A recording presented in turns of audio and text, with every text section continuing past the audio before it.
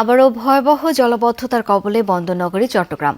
কোমর থেকে বুক সমান পানিতে ডুবেছে বেশিরভাগ নিচু এলাকা, যা গত ৩ দশকের নিয়মিত চিত্র। তবে সাম্প্রতিক সময়ে এবারই জলাবদ্ধতার মাত্রা দেখা গেছে সবচেয়ে বেশি। সড়ক, দোকানপাট, বাসাবাড়ি তলিয়ে যাওয়ায় জনদুর্ভোগ চরমে ওঠে। প্রায় ৯ বছর ধরে ৪ সেবা সংস্থার ১৪,০০০ কোটি টাকার প্রকল্পের পরও সুফল না মেলায় ক্ষুব্ধ ভুক্তভোগীরা।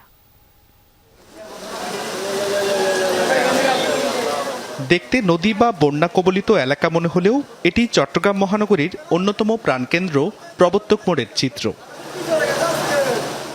এসব দৃশ্য দেখেই বোঝা যায় মঙ্গলবার বন্দরনগরীতে জলাবদ্ধতার মাত্রা কতটা ভয়াবহ। কোথাও কোথাও হাঁটু থেকে কোমর পর্যন্ত, আবার কোথাও বুক সমান পানিতে ডুবেছে নিচু এলাকা।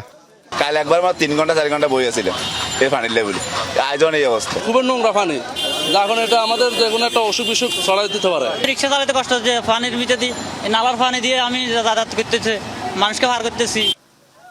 একে তো টানা 3 দিন ধরে কখনো হালকা কখনো ভারী বৃষ্টি, মঙ্গলবার দিনভর মুষলধারে বর্ষণ শুরু হয়। তার উপর উত্তর বঙ্গোপসাগরে বায়ুচাপের তারতম্যের কারণেই সৃষ্ট জোয়ারের পানি যুক্ত হওয়ায় জলাবদ্ধতা পরিস্থিতি ভয়াবহ রূপ নেয়।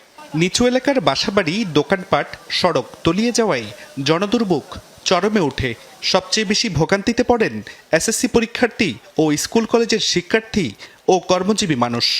বৃষ্টি পড়ুক না পড়ুক পানি কিন্তু উঠে যায়। প্রত্যেকটা দিন যদি মানুষের ভোগান্তি হয় তাহলে এটা অত্যন্ত দুঃখের বিষয়। এত পানি থেকে গাড়ি আসা সম্ভব, আর আসলেও তো ব্যাটারিতে প্রবলেম হবে গাড়ি। ২০১৭ সাল থেকে বন্দরনগরীর জলাবদ্ধতা নিরসনেই সেনাবাহিনীর ইঞ্জিনিয়ারিং কোরের বাস্তবায়নে ৮,৫০০ কোটি টাকার মেগা প্রকল্পের কাজ করছে চট্টগ্রাম উন্নয়ন কর্তৃপক্ষ, যার ৯০ ভাগ কাজ শেষ বলে দাবি সংস্থাটির। এছাড়া সিটি কর্পোরেশন, ওয়াসা ও পানি উন্নয়ন বোর্ড আলাদাভাবে আরও প্রায় ৬,০০০ কোটি টাকার প্রকল্পের কাজ করছে। তারপরও মিলছে না কাঙ্ক্ষিত সুফল, ফলে ক্ষুব্ধ ভুক্তভোগীরা।